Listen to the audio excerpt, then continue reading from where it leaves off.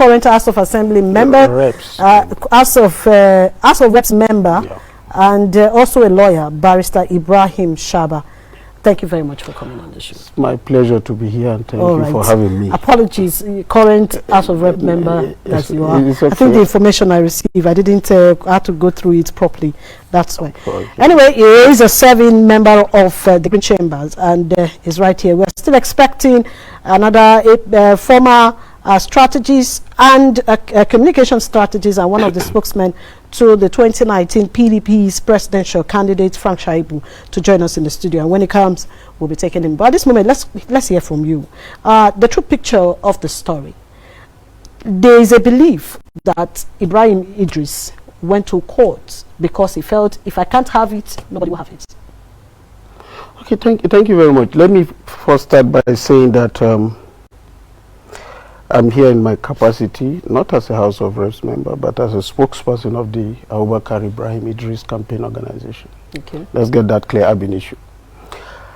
Well, it is not possible to really guide the mindset of people. People are entitled to their opinions. But I want to say from the onset that having been privy to the case that went before the High Court, Kogi State itself, having participated actively in the process leading to the presentation of the court, the matter before the court, I want to say with all sense of responsibility that those who profess that view have been economical with the truth. They have been economical? Yes, they have been economical, or rather they have spoken out of ignorance. So what is the truth? Deliberate. The truth is, Abubakar Ibrahim Idris believed, or had reason to believe, that he won the primaries fair and square. He offered a challenge, which every law-abiding citizen ought to do: approach the court to seek redress. He didn't take the laws into his hands. And the sole prayer before the court was, declare me the winner. There was no prayer in that case before the High Court Lokoja seeking to invalidate the primaries or nullify the primaries.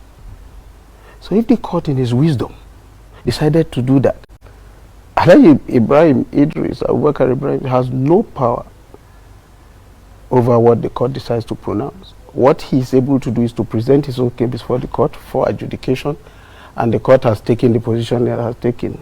Quite unfortunate in my humble view. And I want to assure you that the last has not been heard about, of that case.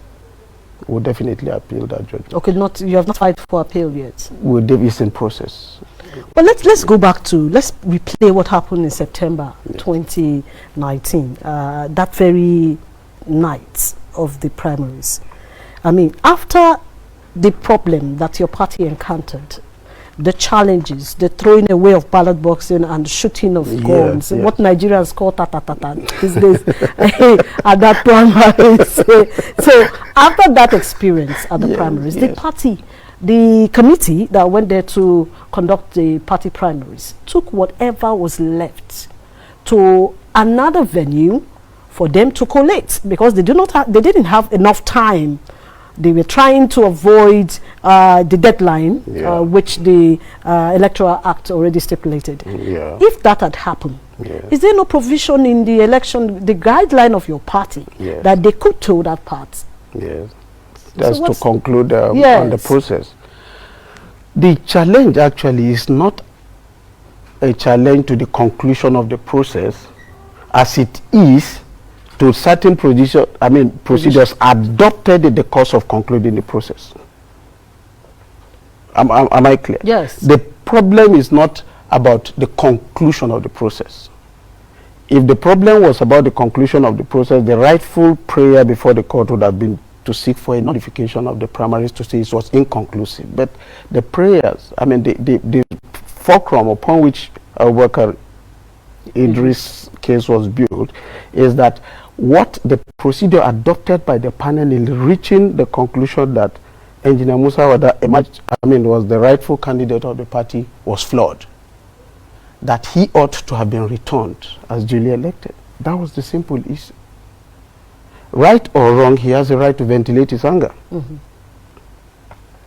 So he took the matter to court. Declare me as winner. There was no middle course. It's not a question of it's either you declare me or you declare it invalid. There was no there was no prayer there was no counter. They didn't file a counter claim. That is the respondents now never filed a counter claim seeking disqualification or nullification of the process. So what the court did, in my humble view, respectfully, was an act of judicial charity. Yes, no court is able to grant a prayer. I stand on very strong grounds. No court can, properly so-called, should grant a prayer that was not sought by a party, even if it was merited. So how the court came about in his wisdom. And you know, the tradition is to shout, chorus as the court places. No judge can be wrong in his own court. The only avenue to challenge the validity otherwise of that judgment is through the instrumentality of an appeal, which is in process. And I can assure you that I speak with considerable degree of certainty that judgment will be overturned by the grace. But your party, some members of your party, especially those who are supporters of Engineer Musa Wada, they have this belief that they try to pacify your aspirants, but refused. And there are other avenues that you would have written to the party to say, okay, this is my problem, my challenge, my grievance. I think this should be done. Why did he not take that avenue? Once again, that can only be a product of lack of proper information. I personally authored the petition to the party National Working Committee. I wrote it myself on behalf of my principal, as it were. I wrote that petition, and everything you're talking about, we followed the party's guideline through. If we hadn't, it would have been a subject of challenge because it's a condition precedent to presenting a matter before the court. So we followed it through. And I can assure you that all-time material to that context, even at the national level, they told Hon Saba Ibrahim, look, you have a grievance. We're only appealing to you in the interests of the party if you can look at it. But rightly or wrongly, he felt cheated. The views, let's look at it this way. The views of anybody, he ought to have agreed to settlement. Yeah, that's their view. But again, it does not define the constitutional limits of a man's right to ventilate his anger before the court. So if you know your limit, know that your views cannot torpedo a right guaranteed by the Constitution. So if they knew what they were talking about, all this talk wouldn't be there. How can you? Yeah, it's easier said that. Who feels he knows it? If the man felt cheated as a lawyer, may that day never come that I will encourage anybody to do anything other than to head to the courts. But if in the course of, and let me tell you, it took about 3 days for us to agree as to what to seek before the court. There were those who were very, very vehement. Look, the process is flawed. We cannot agree. Let us go for the broke. Some of us took the position, no, you don't throw the baby away with the bathwater. Let us look, even within the confines of our grievances, we can still get something reasonable and preserve the party and the party's overall interest, which I think is what we did. Those who thought otherwise left the party and went to the APC. For many of us then, who belonged to Abu Ibro campaign, we didn't believe the APC was an option. And so we didn't go. So where they got all this thing, Abu wanted to play the spoiler. Play the spoiler and waste all these funds, waste all this time in the court? Hell no. I know as a matter of fact that that issue came up and we shut it down. Nobody's going to ask for a nullification because of the overall interest of the PDP. Whatever happens will remain members of the same political family. So I don't think they have been uncharitable with that view. Okay, what about the issue of, you made a statement here that they wanted you to toe the path of the party, to just let go of your grievances and also embrace whatever you are saying. Was that not a wise way? Well, whichever way you look at it, but let me tell you, personally, I can't be friends with anybody for all purposes. Whether right or wrong, whatever you do under the sun is okay.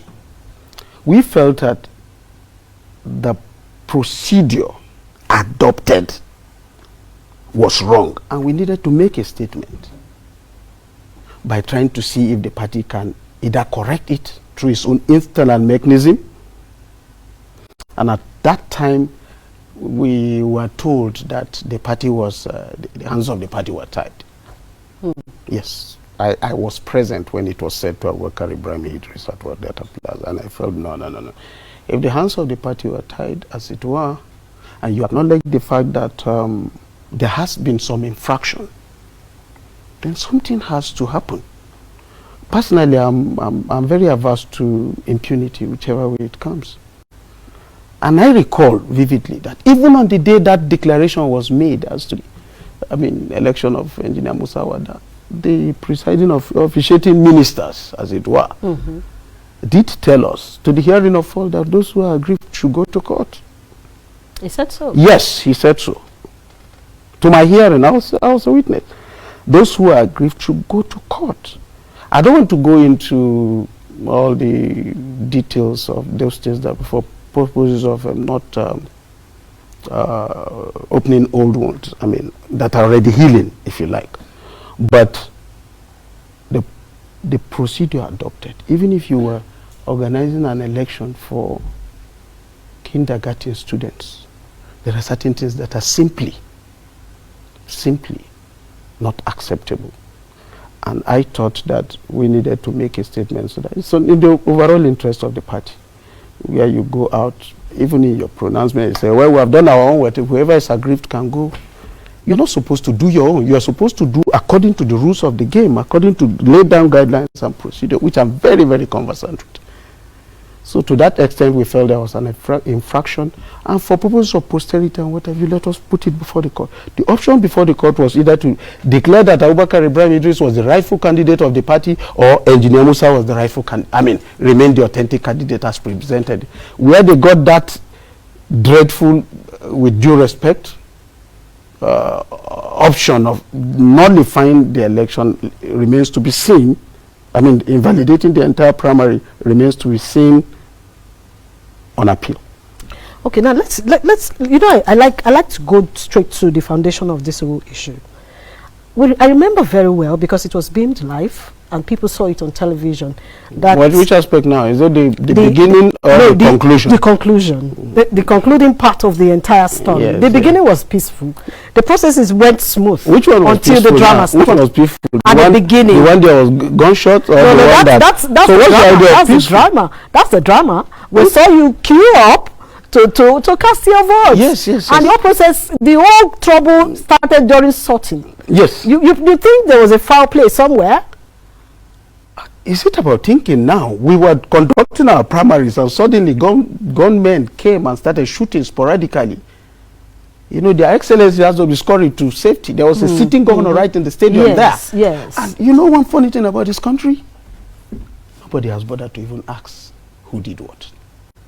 They're all concerned about the mandate. They're all concerned about continuing the process. They're all concerned about, hey, PDP, you have to do this, you have to do that.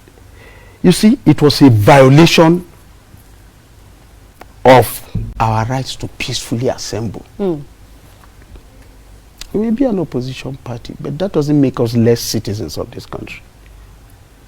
I'm not pointing fingers in any particular direction, but it should interest the security agencies to unravel the PDP, even if it was happening to a party that is considered not too strong. It is in the interests of democracy and the entire world to unravel the mystery surrounding that gunshot on that particular night. If this is Nigeria, it's long forgotten. So when you talk about peaceful, I really wonder which one is peaceful. But is it the one that happened where we were shot at and I lost somebody in the ensuing stampede? No, that part may not be the peaceful part, because I know that we took our correspondent from the field at the beginning of voting.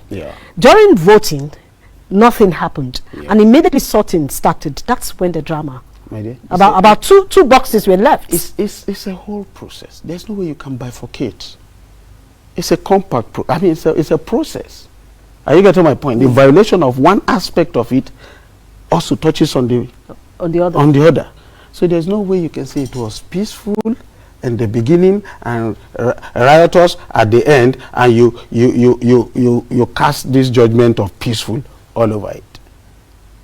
I hope I'm making some sense. I'm getting you. Yeah, it started peacefully, yes, but it didn't end well. Okay, now, so if they had, as at that time, and I mean, Ibrahim Idris had about 710 votes. As at what time? As at the time after the attacks. Okay. About 710 votes. And 2 boxes left. I'm taking you to the calculation a lot of persons already have. And the 2 boxes not yet counted. Yes. And I think the difference between the winners at that time and the runner-up was so slim. And after counting these 2 boxes, result emerged. So that would have just, a lot of persons will say, since they had 2 boxes, it is quite clear that either they got the 600 votes that is now being contested in court from those 2 boxes. You see, let me not go into how those votes came about or didn't come about. But I don't think in an election properly so-called, it was open to the presiding officers to receive votes that has probably spent the night in the custody of either a candidate or an agent to the candidate several hours after that. This is another side to the story that a lot of persons don't have. Oh, those votes spent the night in the custody. Let me tell you what happened. Since the whole world needs to know the truth. Yeah. I was present. It's not about hearsay. At the resumed collation or sorting out, which held in a private guest house.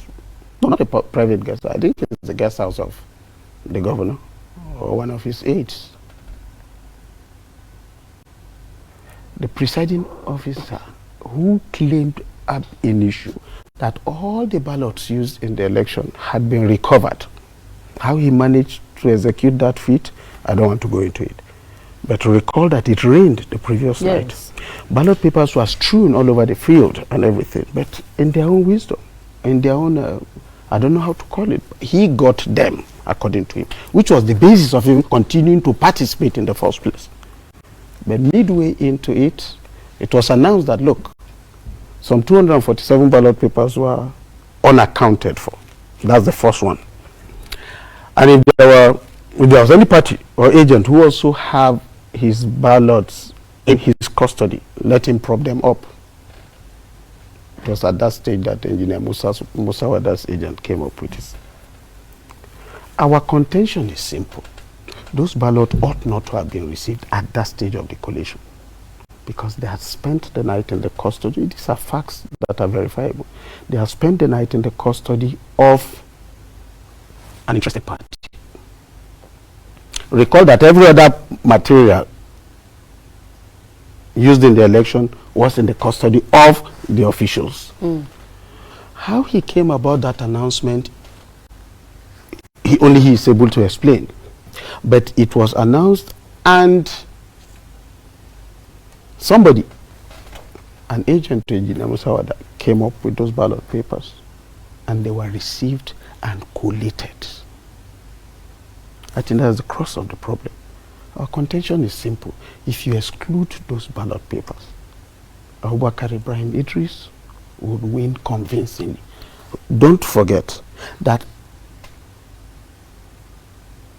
you cannot run an election and candidates will go home with ballot papers and come back. How you manage to even keep those ballot papers remains a mystery to me in that ensuing, melee, where people were running helter-skelter for their lives. But granted, he performed that feat, magical as it was. You're saying this, you may be saying this because you are the DG as at then. No, I was not the DG. The spokesman as at then to Ibrahim Idris. It was an incredible feat. And if I give it to him, if we get to hear from Engineer Musa Wada, he may also have a different story to this. Like what now? To dispute this fact? Exactly. No, my dear, no. That would be scandalous denial. All right, let's quickly go for a short break. These facts are established. They are captured by all the reports of the major agencies that monitored the election. The only difference is as though the quantum of votes that were received. Nobody, like the INEC report, did not state that 600 ballot papers, but it did acknowledge that ballot papers were brought in. You understand? Yes. The police report was very explicit on what the numbers were. And that is the contention. It's nothing more. So it was not open for the court now to ignore all these things. Because we're saying, look, take away this 600 and declare us winner. Where did the court get its idea of an inconclusive primary? It remains to be seen. But like I did say earlier, the last is yet to be heard.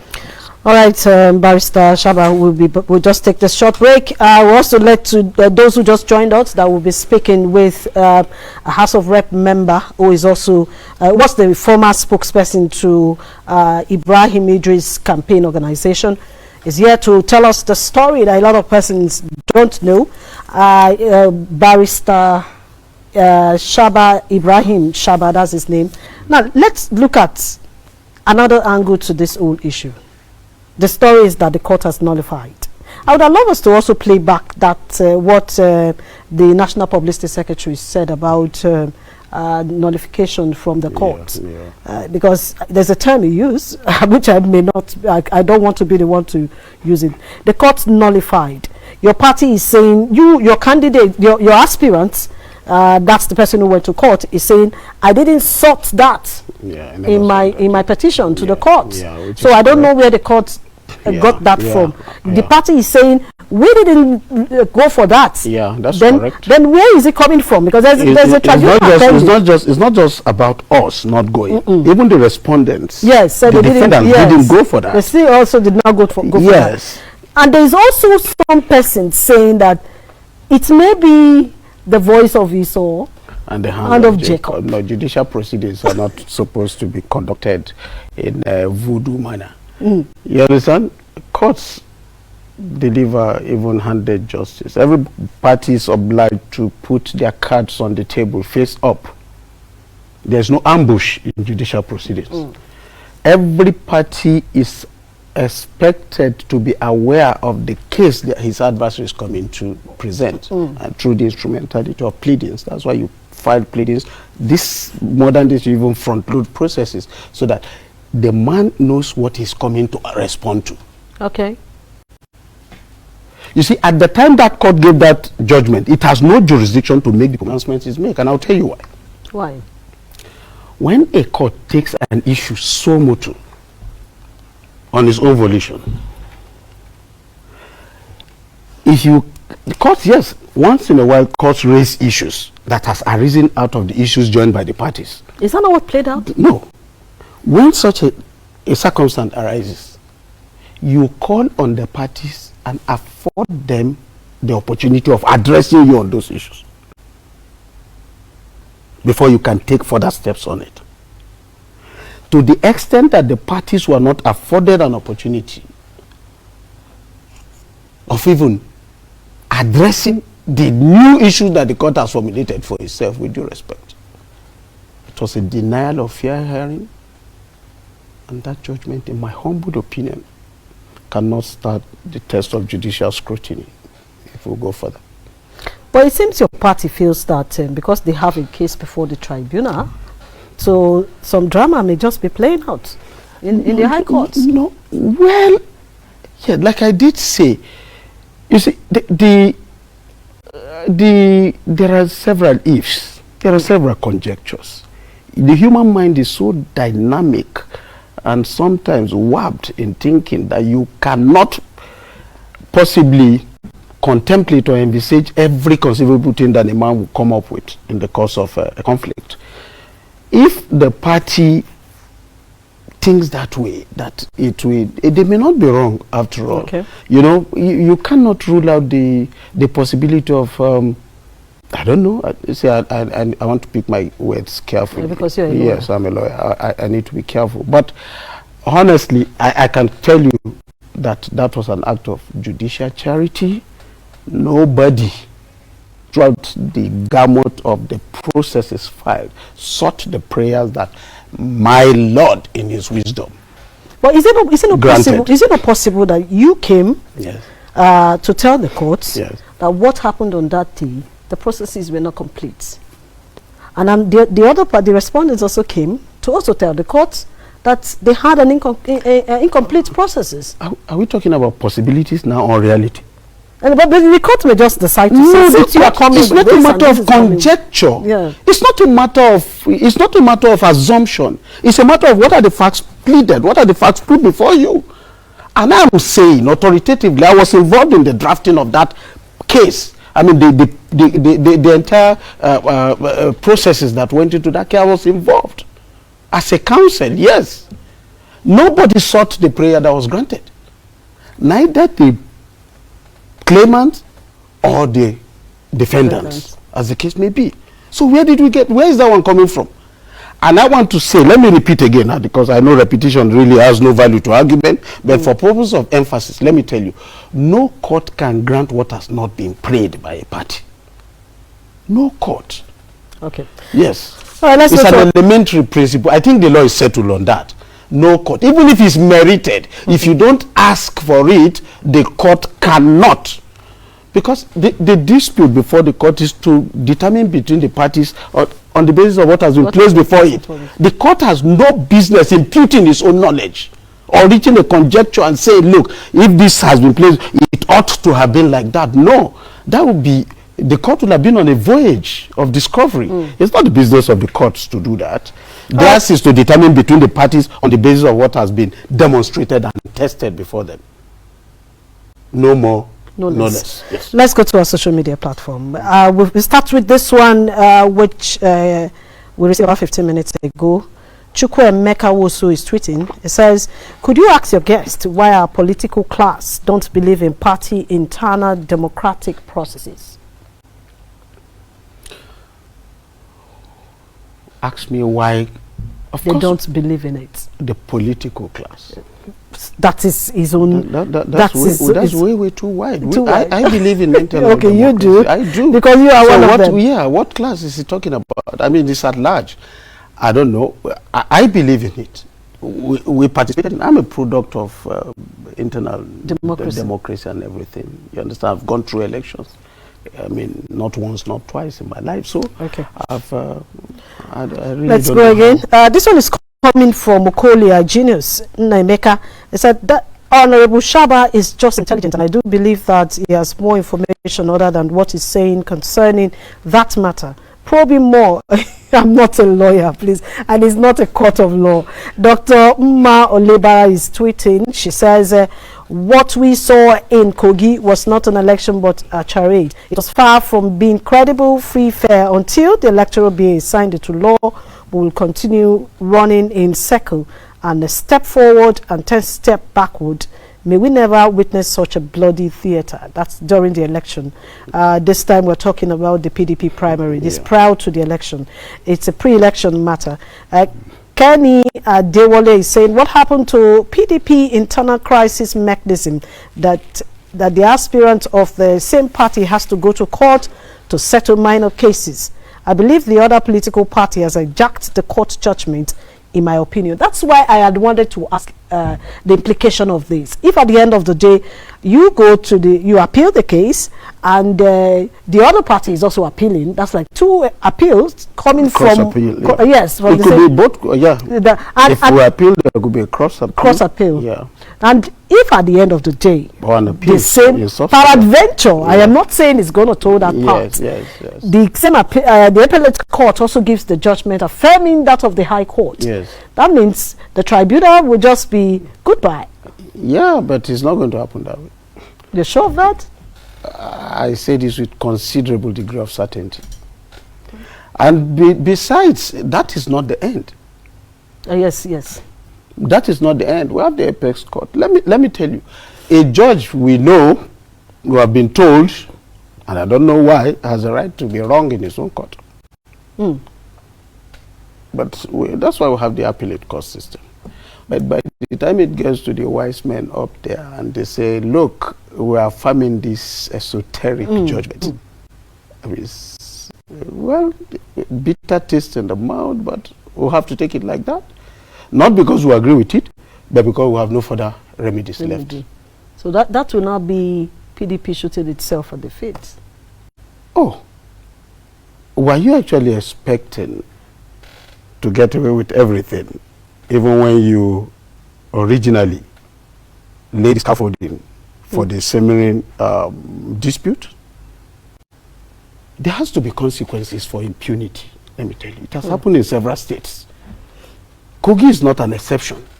It's unfortunate that we are where we are today because people cannot follow simple rules laid down by themselves. A political party has a constitution. The party churns out guidelines prior to election. I think it is a legitimate expectation of party adherents to hold the party accountable for those things it has stipulated in its constitution and in its guideline. Am I making sense? Yes. So, if you make a law and you have difficulty following your law, it questions the legitimacy of those laws ab initio. Your moral pedestal to complain looks slim, it's eroded somehow. So I really don't know. I want to believe that whatever comes out of this, the party should be able to put its acts together, correct certain errors that are there, because it's a learning process.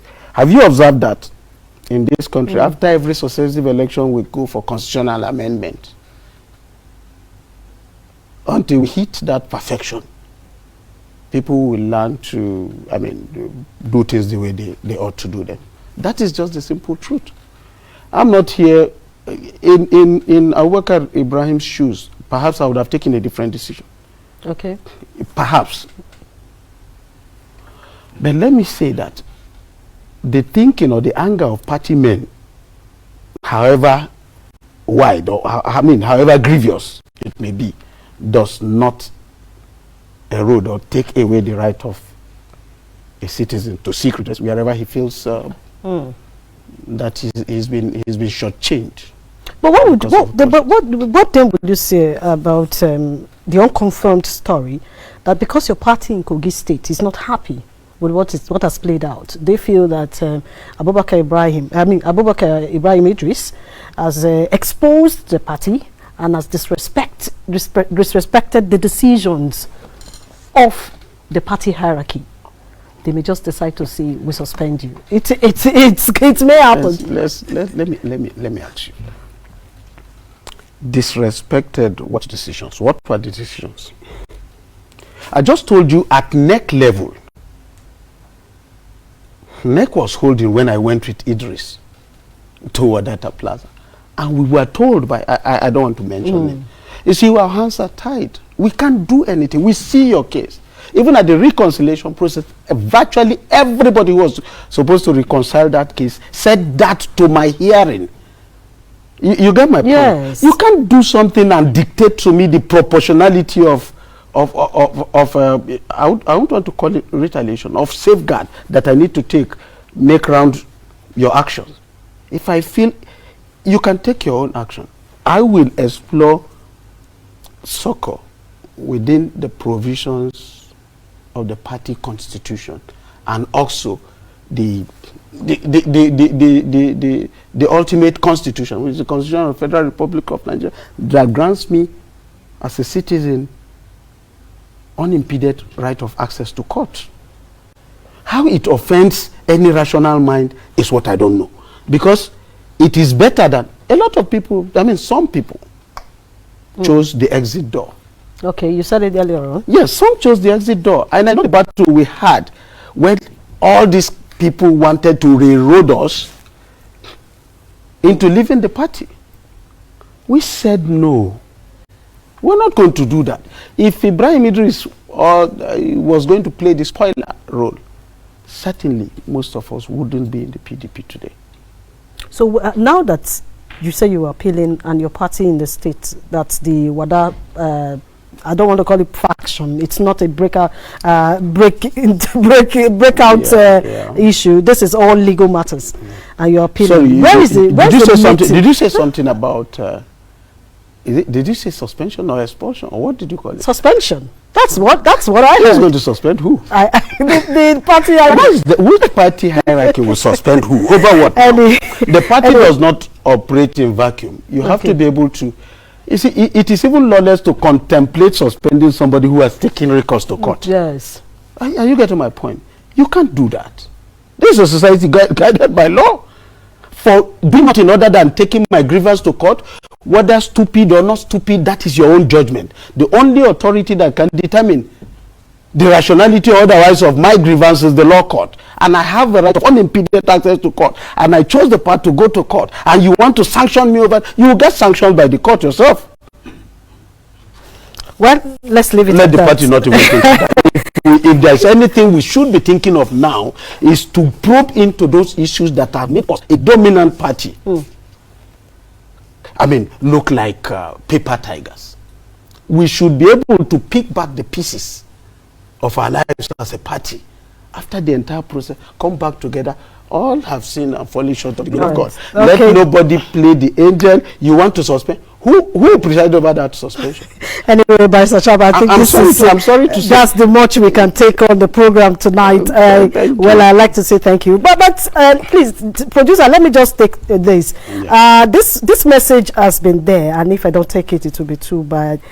This is coming from Okoli Genius Nemeka. Okay, I've taken that Kogi before. People not tweeting, no. A lot of people tweeted, but we can't just take all the Take tweets. Kogi now. Pina Harcourt is tweeting, I have never had any election in Nigeria since 1999. We have always had selfish politicians nationwide. Kogi election was a shame called election. And actual or modu. Parties should adhere strictly to its constitution. That's what he's saying. And Justice is tweeting. He said, it is unfortunate that that lawyer and politicians can educate the public with myriad of explanation that do not get audience confused in the legality or otherwise of a particular case. I am not a lawyer, but I do know that court cannot grant relief not sought for. Why? Well, that's the much we can take. Thank you very much, Barrister Ibrahim Saba, a House of Representative member from Kogi State. Spokesman Abu Ibro. Yes, the spokesman Abu Ibro campaign organization. That's Abubakar Ibrahim Idris campaign organization.